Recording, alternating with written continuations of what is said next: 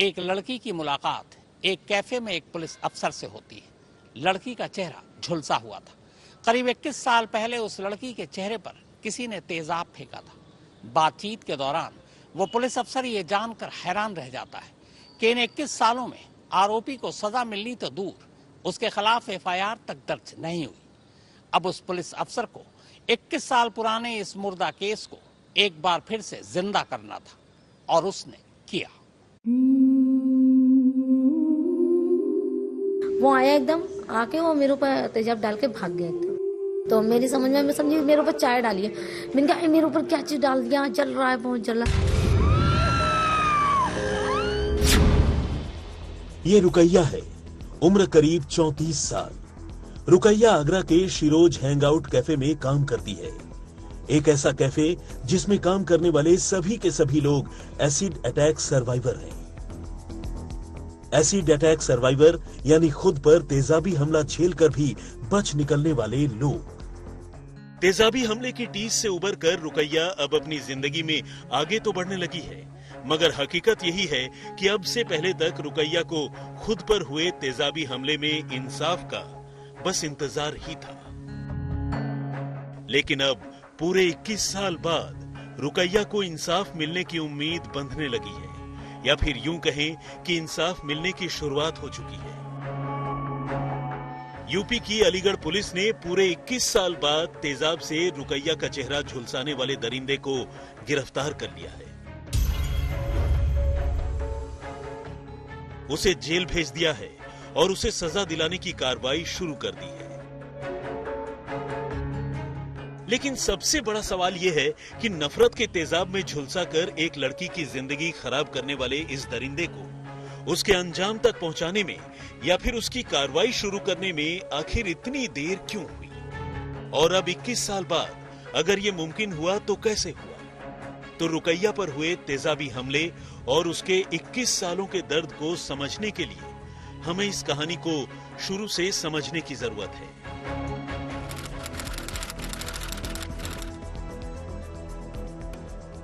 आपका भी same FIR plus composition. मुझे कॉम्पोजिशन बाद में, बट मुझे ये लगता है ना उसको सजा होनी चाहिए। यही वो तारीख थी जब आगरा जोन के एडीजी राजीव कृष्ण शहर के शिरोज कैफे पहुंचते हैं। वो कैफे में कुछ एसिड सर्वाइवर से बातचीत कर रहे थे, उनका हाल चाल ले रहे थे। इसी बीच उन्हें पता चलता है कि कैफे में रुकैया, मधु और उस जैसी कई और ऐसी लड़कियां हैं जो एसिड सर्वाइवर होने के बावजूद सालों से इंसाफ की राह तक रही है। इन लड़कियों की इन कहानियों ने पुलिस की वर्दी के अंदर छुपे एक संवेदनशील इंसान को मानो झिंझोड़ कर रख दिया। ये वो एसिड सर्वाइवर थी जिन्होंने अपने परिवार के दबाव में या फिर किसी दूसरी वजह से अब तक इंसाफ के लिए पुलिस में शिकायत ही नहीं की थी। यानी जिस तेजाब ने उनकी हंसती खेलती जिंदगी झुलसा कर रख दी, इन लड़कियों ने उसी तेजाबी हमले को अंजाम देने वाले गुनहगारों का हिसाब तक करने की हिम्मत नहीं जुटाई। और तभी एडीजी राजीव कृष्ण ने ये फैसला कर लिया कि अब वो ऐसी लड़कियों को इंसाफ दिला कर रहेंगे। एडीजी ने फौरन ही आगरा के police commissioner doctor Pritinder Singh से बात की और रुकैया, मधु और बाकी लड़कियों को इंसाफ दिलाने का हुक्म दिया। अब पुलिस कमिश्नर ने इन लड़कियों को अपने दफ्तर में बुलाया, उनकी कहानी सुनी और अपने मातहत पुलिस अफसरों को इस सिलसिले में एफआईआर दर्ज करने का हुक्म दिया। रुकैया की जिस दर्द भरी कहानी ने बड़े से बड़े और धाकड़ पुलिस अफसरों को भी हिलाकर रख दिया, वो कहानी आपको भी सुननी चाहिए। रुकैया कहती है, वो 7 सितंबर 2002 की बात थी। इस तारीख को मैं भला कैसे भूल सकती हूँ। मेरे चेहरे पर तेजाब डालने वाला कोई और नहीं बल्कि मेरी बड़ी बहन का अपना देवर था, जो मुझसे शादी करने की जिद पर अड़ा था। उस समय मेरी उम्र महज 14 साल की थी। मैं नाबालिग थी, पढ़ना चाहती थी। घर वाले भी मेरी शादी नहीं कराना चाहते थे और न ही मैं इस शादी के लिए तैयार थी। उस रोज मैं अपनी माँ के साथ दीदी के ससुराल अलीगढ़ गई थी। उस समय दीदी का मिसकैरेज हुआ था, इसीलिए हम दोनों उनकी मदद के लिए गए थे। उसी समय मेरे जीजा के छोटे भाई ने मुझे शादी का प्रस्ताव दिया। तब खुद उसकी उम्र 24 साल थी। इस शादी के लिए मेरी माँ ने भी मना कर दिया और मैंने भी। मेरी उम्र ही क्या थी उस समय। बस यही बात उस शख्स को इतनी नागवार गुजरी कि उसने मेरी जिंदगी ही खराब कर दी। तब हल्का सा अंधेरा छाया था। मैं घर के आंगन में चारपाई के पास थी। उसी समय अचानक उसने मेरे चेहरे पर कुछ फेंका, जिससे मेरा पूरा चेहरा बुरी तरह जलने लगा। शुरू में मुझे लगा कि उसने मेरे चेहरे पर गर्म चाय फेंक दी है, लेकिन जल्द ही जलन की शिद्दत ने मुझे इस बात का एहसास दिला दिया कि हमला तेजाब का है।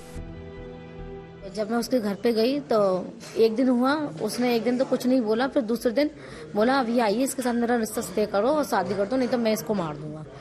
तो मम्मी कह लगी मैं इस घर में शादी नहीं करूंगी और ये छोटी है और मैं भी नहीं चाहती थी, मुझे बिल्कुल उसकी हरकतें पसंद नहीं थी। वो एकदम कभी हाथ काटता था अपना और बहुत नशे में रहा करता था वो। तो मैंने मम्मी से कहा तुम यहाँ से मुझे ले चलो, मैं यहाँ नहीं रह पाऊंगी। तो मम्मी ने कहा ठीक है हम कल ही चलेंगे यहाँ से। तो उसी रात को उसने कहीं से तेजाब ले आया और मैंने उसकी बहन से बोला मुझे वॉशरूम जाना है, कि एकदम कस्बा था एकदम और वहाँ लाइट नहीं थी। तो मैंने उसकी बहन से बोला मुझे वॉशरूम जाना। वो बोली रुको मैं अपनी बेटी को निकाल के आती हूँ और या मैं तुम्हें वॉशरूम करा लाऊंगी, क्योंकि मैं नई थी, मैंने नहीं देखा था कुछ भी। तो जैसे मैं बाहर बैठती हूँ, एक खाट बिछी थी, सामने ही मेरे जीजा और मेरी मम्मी बैठी है। वो आया एकदम आके वो मेरे ऊपर तेजाब डाल के भाग गया एकदम। तो मेरी समझ में, मैं समझी मेरे ऊपर चाय डाली है। मैंने कहा मेरे ऊपर क्या चीज़ डाल दिया, जल रहा है, बहुत जल रहा है। तो जीजा समझे कि मैं डर गई हूँ। उन्होंने मुझे जैसे चिपकाया तो उनको जब जला उन्होंने इसके ऊपर तेजाब डाल दिया। रुकैया बताती है कि इस वारदात के बाद उसे अस्पताल में भर्ती करवाया गया, जहां उसकी हालत लगातार खराब हो रही थी। उसे काफी दर्द हो रहा था। एक दिन बाद उसे अलीगढ़ से आगरा लाया गया, जहां अस्पताल में करीब 1 महीने तक उसका इलाज चलता रहा। इस दौरान बात पुलिस से शिकायत करने की भी आई। खुद रुकैया और उसकी मां चाहती थी कि गुनहगार को सजा मिले, पुलिस उस पर एक्शन ले। लेकिन तब उसकी दीदी के ससुराल वालों ने साफ कह दिया कि अगर वो पुलिस के पास गई तो फिर अपनी बड़ी बहन को भी ससुराल से हमेशा हमेशा के लिए लेकर चली जाए। बस यही रुकैया की जिंदगी का सबसे अफसोसनाक मुकाम साबित हुआ। रुकैया बताती है कि उसकी दीदी के उस समय 2 बच्चे थे। उसके ससुराल वालों के इस फरमान से वो डर गई। उसकी मां भी डर गई। उसके पिता पहले ही दुनिया से जा चुके थे और तब उन्होंने सोचा कि अब किसी तरह चेहरे का इलाज करा लिया जाए और इस हादसे को भूलने की कोशिश की जाए, क्योंकि अगर उन्होंने पुलिस केस किया तो बड़ी बहन की भी जिंदगी बर्बाद हो जाएगी। उसकी खुद की जिंदगी तो काफी हद तक बर्बाद हो ही चुकी है। हालांकि रुकैया की मां ने तो उसे इस बात का अफसोस हमेशा रहा कि उसे इतना तड़पाने वाले और उसके चेहरे पर कभी न मिटने वाले दाग लगाने वाले शख्स को वो अब तक सजा नहीं दिला सकी, बल्कि सजा तो दूर पुलिस में एक शिकायत भी नहीं कर पाई। इस तरह वक्त गुजरता गया। झुलसे हुए चेहरे के साथ ही रुकैया बड़ी हो गई। उसकी भी शादी हुई। उसे अब एक बेटा भी है और फिलहाल वो कई सालों से आगरा के एसिड अटैक सर्वाइवर कैफे में नौकरी कर रही है। एडीजी राजीव कृष्ण के शिरोज कैफे जाने और एसिड अटैक सर्वाइवर से बातचीत कर उन्हें इंसाफ दिलाने की कोशिश की खबर आज तक ने भी दिखाई थी और तभी से आज तक इंसाफ की इस लड़ाई को एक मुकाम तक पहुंचाने की इस जंग में पीड़ित लड़कियों के साथ है। आज तक की पहल और पुलिस की आगे बढ़कर पीड़ित लड़कियों को इंसाफ दिलाने की कोशिश का नतीजा ये है कि अब अलीगढ़ पुलिस ने आखिरकार रुकैया के गुनहगार आरिफ को गिरफ्तार कर लिया है। एडीजी कृष्णा के आदेश पर जनवरी 2023 में आईपीसी की धारा 326A यानी तेजाब के हमले से जानबूझकर गंभीर चोट पहुंचाने के तहत आरिफ के खिलाफ रिपोर्ट दर्ज की गई थी। बाद में मामला अलीगढ़ के एक पुलिस स्टेशन में ट्रांसफर कर दिया गया और अब आरोपी को गिरफ्तार कर लिया गया। प्रकरण वस्तुतः वर्ष 2002 का था, जिसमें वादिया द्वारा बताया गया कि उस पर एसिड अटैक किया गया था।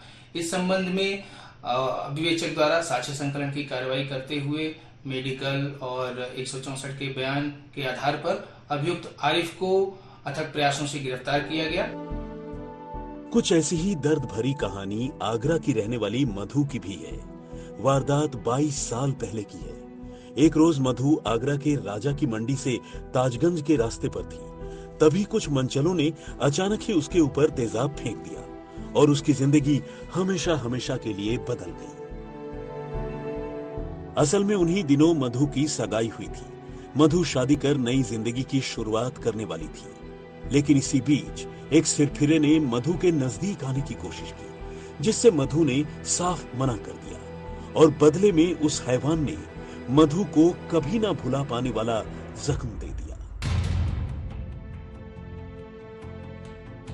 इस वारदात ने मधु और उसके घर वालों को इतना डरा दिया कि उन्होंने कभी पुलिस से शिकायत करने की हिम्मत ही नहीं जुटाई। लेकिन एक वो दिन था और एक आज का दिन। मधु को अब भी इंसाफ का इंतजार है। मेरे पे अटैक हुआ था 1997 में, जब मैं राजामुंडी से घर लौट रही थी तो किसी अनजान लड़कों ने डाल दिया था। क्योंकि वो जैसे कि रोमी होते हैं, जो लड़के रोड पर रहते हैं और वो हमेशा लड़कियों का देखते रहते हैं कब निकले, कब हम इनका पीछा करें, ऐसे ही वो पीछा किया करता था। तो एक दिन उसे पता चल गई थी मेरी मंगनी हो गई है, तो उस लड़कों के थ्रू पता चल गई थी। तो उसने मुझसे आके बोला कि मैं आपसे प्यार करता हूँ, तो मैंने मना कर दिया। तो इसी वजह से उसने एसिड डाला। किस जगह पर डाला? राजामुंडी। फिर ये किस सन की बात है? 1997। आगरा से अरविंद शर्मा के साथ अकरम खान, अलीगढ़, आज तक।